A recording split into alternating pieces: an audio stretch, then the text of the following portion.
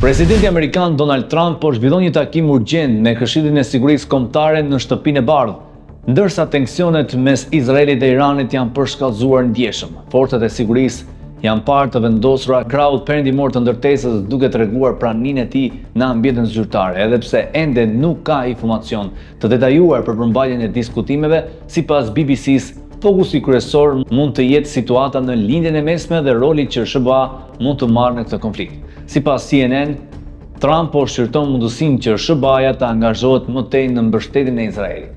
Ai është larguar nga samiti G7 në Kanada për të kthyer menjëherë në Washington.